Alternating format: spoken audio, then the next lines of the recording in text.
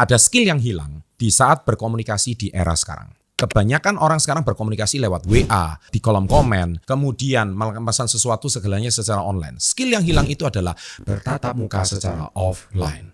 Bagaimana Anda harus beretika, bertemu dengan orang ketika secara offline. Bagaimana Anda berbicara dengan orang yang lebih tua. Bagaimana Anda berbicara dengan orang yang lebih matang. Bagaimana Anda berbicara dengan orang yang berpendidikan tinggi. Dan bagaimana orang yang tidak bermain sosial media, Anda harus kuasai skill ini. Di video saya kali ini, saya itu ingin membahas di mana saya itu beberapa tahun yang lalu, saya itu pernah membahas sebuah video yang berjudul Bagaimana Mencari Kawan dan Mempengaruhi Orang Lain. Itu disadur dari buku asli Dale Carnegie yang berjudul How to Win Friends and Influence People.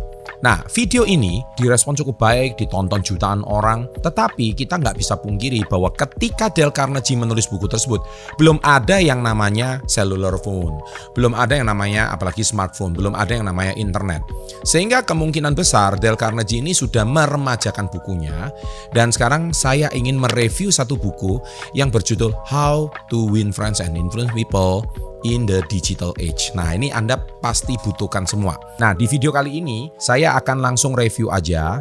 Jadi intinya dari How to Communication in the Digital Age, bagaimana kita berkomunikasi di era-era digital, dan ini memang sangat ditujukan untuk Gen Z, untuk kalian semua. Nah, skill ini meliputi ada 4. Yang pertama adalah skill negosiasi. Boleh dikatakan anak-anak muda zaman sekarang itu sangat lemah dalam negosiasi. Karena Anda mungkin kebiasaan berkomunikasi cuma lewat chatting, melakukan sesuatu itu lewat kolom komen, tetapi Anda jarang dan kikuk ketika Anda harus bernegosiasi secara tatap muka, secara offline. Yang kedua adalah contact making, itu 24%, yaitu bagaimana Anda itu harus bisa mempunyai eye contact, kemudian bagaimana membaca bahasa tubuh, dan segala sesuatunya. Ini skill juga kurang dimiliki. Yang ketiga adalah, ini dia, public speaking skill, yaitu bagaimana Anda bisa mempunyai teknik yang fasih di dalam public speaking. Dan yang keempat adalah working long hours. Jadi bagaimana Anda itu semua bekerja dalam waktu yang cukup lama, ya, karena anak zaman sekarang ini kan kebanyakan maunya yang instan, maunya yang cepat, ya, karena generasinya memang udah seperti itu, zamannya memang udah seperti itu. Tetapi daya tahan ini yang sebetulnya saya yakin skill ini hilang, dan ini tidak boleh hilang untuk kalian mau benar-benar maju. Nah, secara garis besar ada 5 poin yang bisa kita pelajari dari buku ini. Kita mulai dari satu persatu, ya, dari poin yang pertama. Yang pertama adalah firstly, never do this 3C. Maksudnya itu apa? C yang pertama adalah condemn. Condemn itu mengutuk. Kalau Anda perhatikan di zaman sosmed sekarang ini, orang pandai sekali mengutuk, ya.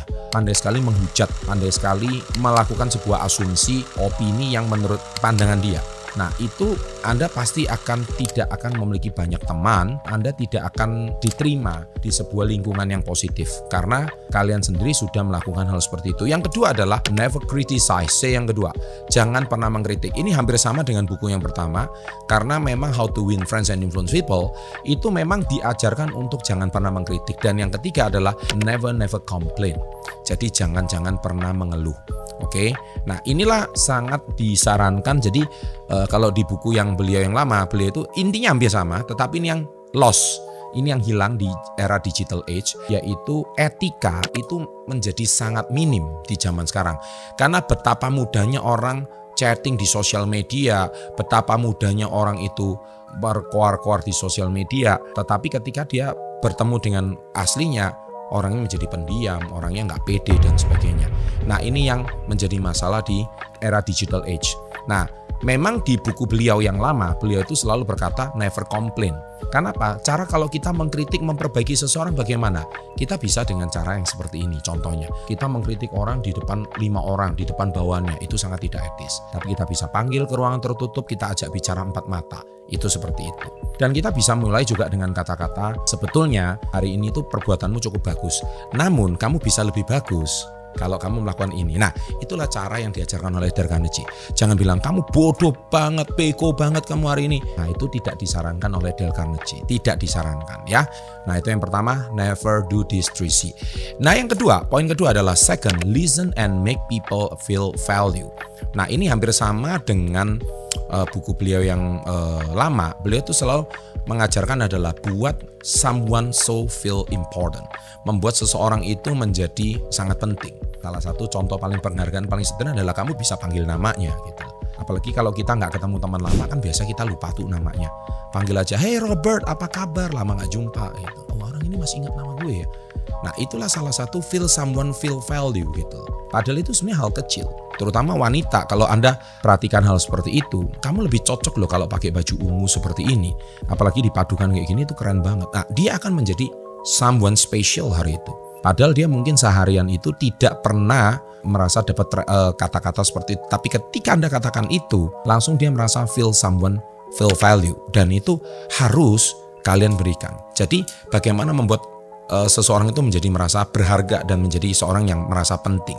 Nah yang ketiga, so the third one is looking of point of conflict as opportunities to problem solver together. Jadi maksudnya ketika ada orang konflik itu ya, kalian diem, bukannya kita tuh mau campur urusan orang lain, tetapi yang pertama kita harus punya wawasan. Jadi ketika kita hari ini tuh datang bukan sebagai penengah, tetapi kita datang menjadi problem solver. Kita ini menjadi manusia itu bukan biang kerok masalah, tapi kita ini adalah biang solusi. Ketika Anda menjadi orang yang biang solusi, someone itu merasa kamu itu feel comfort dengan kamu. Dan ketika kamu itu feel comfort, otomatis melakukan segala sesuatu, itu dia akan nyaman. Dan ketika nyaman, maka dia akan terbuka dengan kalian. Ketika dia terbuka, dari situlah hubungan akan terjalin. Nah inilah inti dari ilmu Dale Carnegie ya. Jadi selalu bagaimana how to win friends, bagaimana memenangkan cara mempengaruhi orang lain ya. Kemudian yang keempat, the fourth point is give credits and praise effectively. Jadi otomatis kita itu jarang sekali memberikan penghargaan untuk orang lain. Contoh yang paling simpel, tukang parkir contohnya. Makasih ya Pak, sudah jagain motor saya. Apakah sulit kamu ngomong hal seperti itu? Hari itu dia jaga 100 motor. Kamu satu-satunya orang yang memberikan pujian itu namanya give credit. Besok-besok si tukang parkir itu percaya sama saya, dia nggak akan pernah melupakan kamu. Jangan-jangan besok kalau kamu kesulitan cari parkir, dia orang pertama akan bantu kamu dapatkan parkir. Itu cuma sebuah kata-kata singkat yang kamu berikan. Contoh yang paling gampang, kalau kamu lewat tol pagi, nah itu kan sebenarnya sederhana. Itu kan orang sudah berlalu lalang di situ itu puluhan ribu mobil mungkin, capek, puluhan ribu bahkan lebih 10.000 karena mobil itu lewat. Dan dia itu udah lihat mobil itu udah capek. Sekarang kamu pakai tapping dan kamu cuma senyum aja sama dia. Pagi. Nah, itu hal yang kecil, sederhana. Tapi kata-kata itu membuat orang feel someone important. Nah, kata-kata seperti inilah yang harus kamu berikan if you want to win friends and influence people. And praise effectively. Ya, jadi artinya ketika kamu memberikan pujian itu bukan pujian yang mempunyai motif, tapi pujiannya itu adalah pujian yang tulus. Dale Carnegie selalu bilang pujian yang tulus dari hati bukan dari gigi. Itu kata-kata beliau.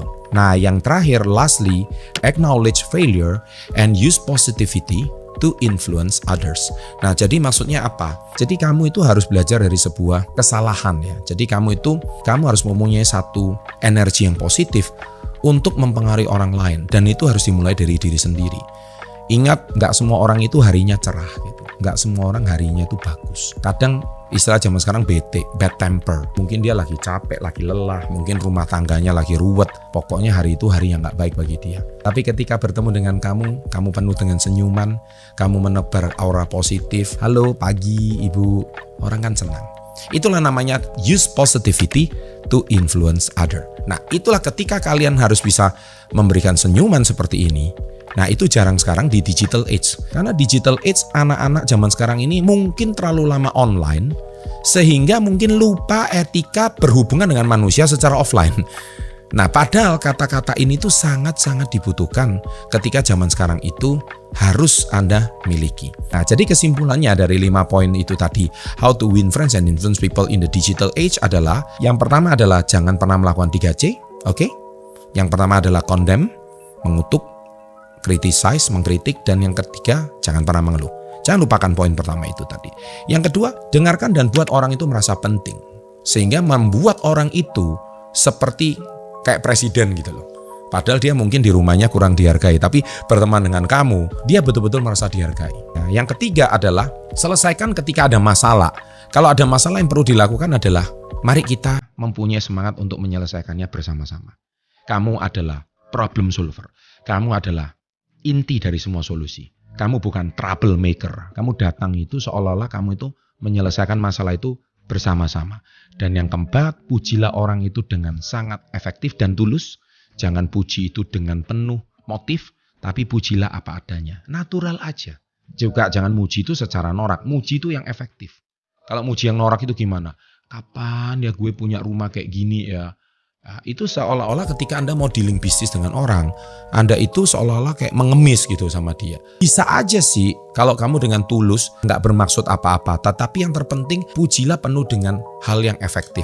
Dan yang kelima, kegagalan datang di setiap saat di dalam hidup kita. Cuman kita harus ingat, kita harus menebar aura positif pada orang lain, selalu berikan semangat pada orang lain, pada tim kita untuk menyemangati kita. Demikian How to Win Friends and Influence People. Video saya kali ini semoga memberikan video yang positif, sebarkan pada orang lain, khususnya teman-teman kamu yang berusia Gen Z. Kalau mereka bisa lengkapi dengan skill ini, saya percaya 1000% Anda akan percaya diri bukan cuma secara online, tapi Anda juga percaya diri ketika Anda bertemu orang secara offline. Sukses untuk Anda and always salam hebat luar biasa. Ini yang hilang di era digital age, yaitu etika itu menjadi sangat minim di zaman sekarang. Karena betapa mudahnya orang chatting di sosial media, betapa mudahnya orang itu berkoar-koar di sosial media, tetapi ketika dia bertemu dengan aslinya, orangnya menjadi pendiam, orangnya nggak pede dan sebagainya. Nah, ini yang menjadi masalah di era digital age.